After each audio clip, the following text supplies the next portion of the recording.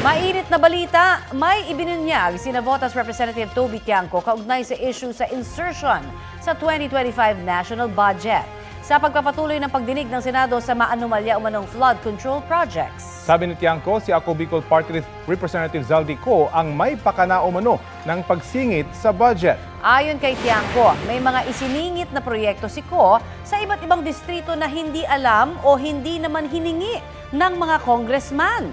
Batay sa datos na ipinakita ni Tiangco, aabot sa 13.8 billion pesos ang isiningit umano ni Co sa 2025 budget. Si Co ang nooy chairman ng House Committee on Appropriations na tumalakay sa 2025 budget.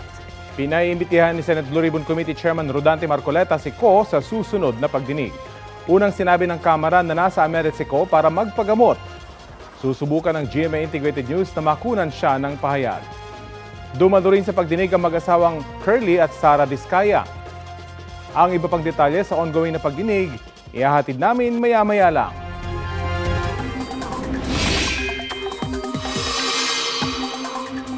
Isa pang mainit na balita, nakataas po ngayon ang thunderstorm advisory dito sa Metro Manila. Ayon sa Pag-asa, apektado rin ang Cavite, Laguna, Batangas at ilang panig ng Bulacan, Quezon Province at Rizal. Pinaalerto ang mga residente mula sa banta ng baha o landslide. Tatagal ang thunderstorm advisory hanggang 11:37 ngayong umaga. Sa mga susunod na oras, uulanin na rin ang iba pang bahagi ng bansa base sa rainfall forecast ng Metro Weather. Posible po ang heavy to intense rain sa ilang lugar. Wala namang bagyo o low pressure area na nagbabadya sa bansa. Mga local thunderstorm po at ulang dulot ng easterlies ang nararanasan ngayong araw.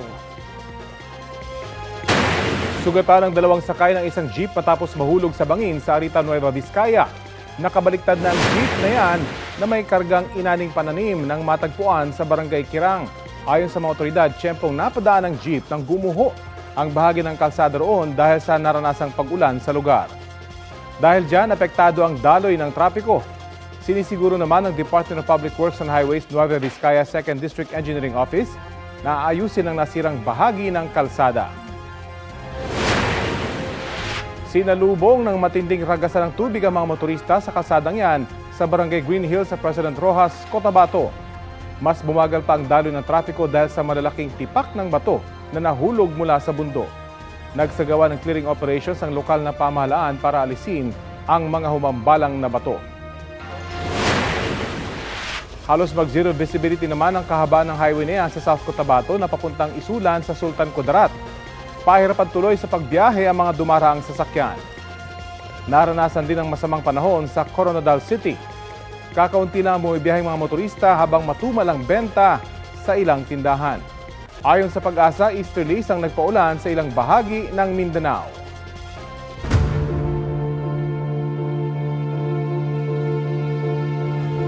Pinalaga ng Malacanang ang anilay pagtatangka ng Kamara na ibaling ang sisi kaugnay sa katiwalian umano sa lehislatura.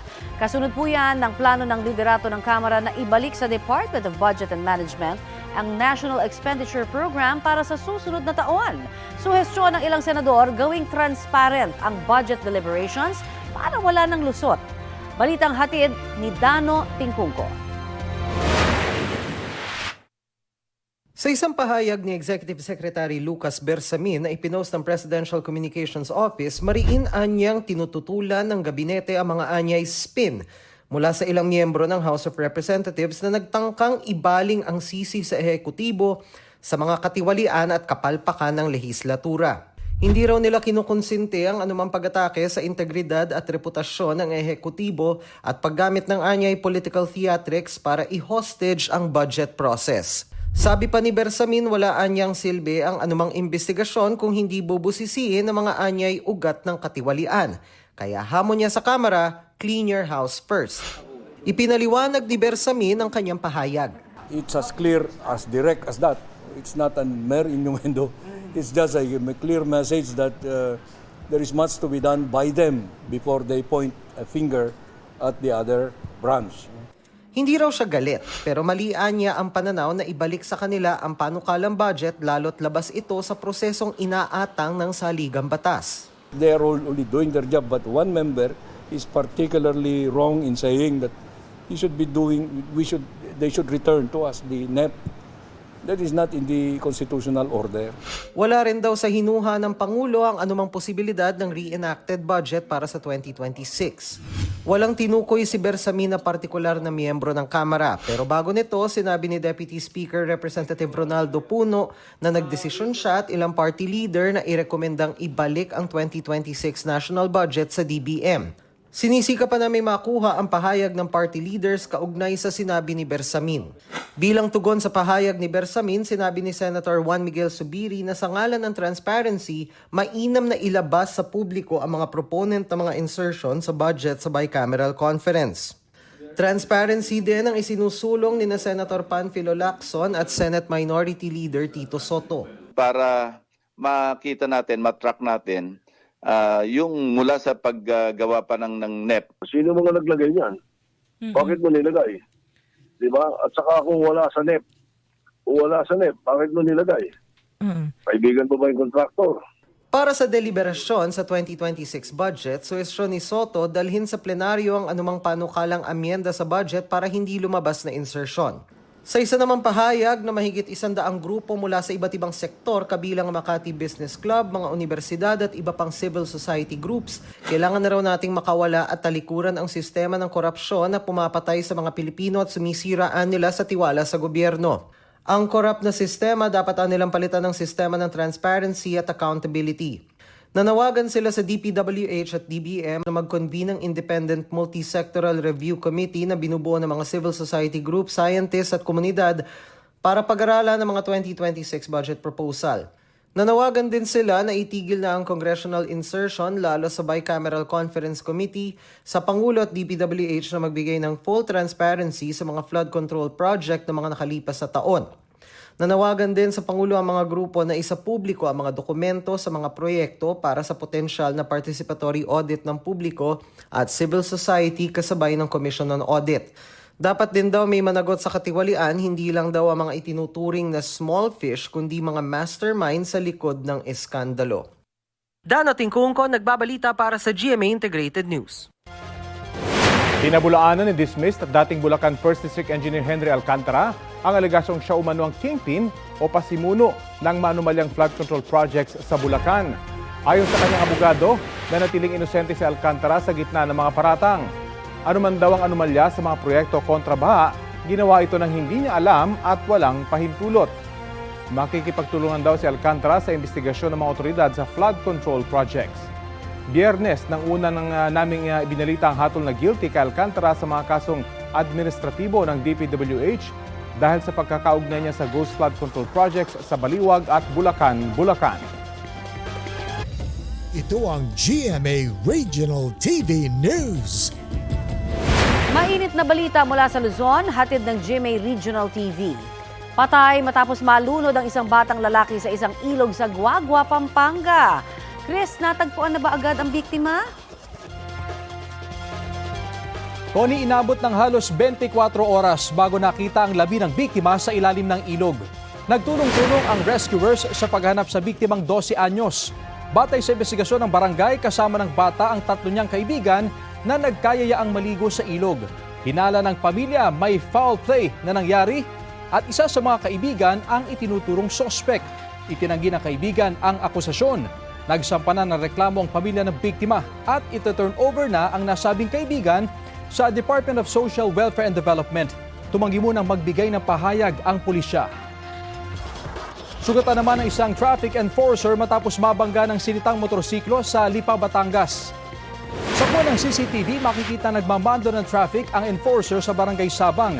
Maya-maya, nakatanggap siya ng tawag na may rider na tumakas mula sa enforcer na unang sumita sa kanya.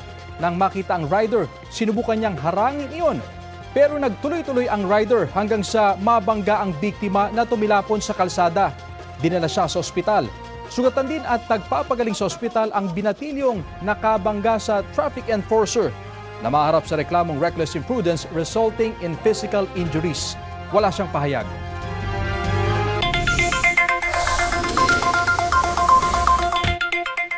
Beep, beep, beep sa mga motorista, may taas presyo sa mga produktong petrolyo bukas. Sa anunsyo ng ilang oil companies, 1 peso and 40 centavos ang dagdag sa kada litro ng diesel. 1 peso naman sa kada litro ng gasolina. Habang sa kerosene, 70 centavos kada litro ang taas presyo.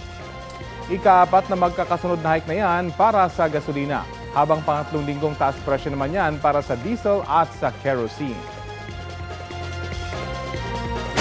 Bilang bahagi ng kanyang 3-day state visit sa Cambodia, nakipagkita sa Filipino community roon si Pangulong Bongbong Marcos.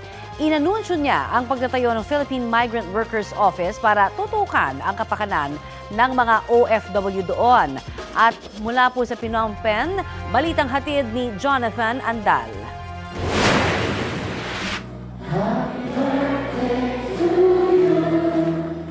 Maagang binati si Pangulong Bongbong Marcos ng mahigit 500 Pilipino sa Cambodia para sa nalalapit niyang 68th birthday sa September 13. Ito ang first stop ng Pangulo pagdating niya rito sa Phnom Penh kahapon para sa 3 araw na state visit. Naatasan ko si Secretary Kakdak na magbukas ng Migrant Workers Office dito ngayon sa Phnom Penh. Gagawin ito sa lalong madaling panahon para ipagtanggol ang inyong mga karapatan. Malaking tulong yan, sabi ng ating embahada rito, lalo't naaalarma na raw sila sa dumodoble ng bilang ng mga Pilipinong nare-rescue nila pabalik sa Pilipinas matapos mag-apply dito bilang call center agent pero ginawa lang palang scammer. Kung noong nakaraang taon daw, 80 ang mga na-rescue nilang Pilipino sa mga scam hubs sa Cambodia. Ngayon, nasa 180 na ito at may 100 pang nagpaparescue. Some of them come from the pogos that closed. Some admit that their work doon was also scammy. We thought that people know better. Kwento raw ng mga na-rescue, online lang nila nakita ang mga job hiring post para sa customer service representative sa Cambodia na may alok na sweldong $1,000 o mahigit 50,000 piso kada buwan. But if they don't meet their quota, they get deductions. In the end, they get nothing. Media can help raise awareness about the dangers of online recruitment. Ang problema sa transnational crime ang isa sa mga pag-uusapan sa bilateral meeting ni Pangulong Marcos at Cambodian Prime Minister Hun Manet. Patuloy natin tatalakayin sa Cambodia ang pagpapatibay sa kaukulang proteksyon at kagalingan ng mga migranteng manggagawa. May meeting din ang Pangulo sa mga negosyante rito sa Cambodia para palakasin ang pamumuhunan sa dalawang bansa, maparami ang mga turista at mapalakas ang pag-export ng mga Pinoy products dito sa Cambodia. Kasama ng Pangulo ngayon dito sa Phnom Penh si First Lady Liza Araneta Marcos, ilang miyembro ng kanyang gabinete at ang tagapagsalita ng palasyo. Jonathan Andal, nagbabalita para sa GMA Integrated News.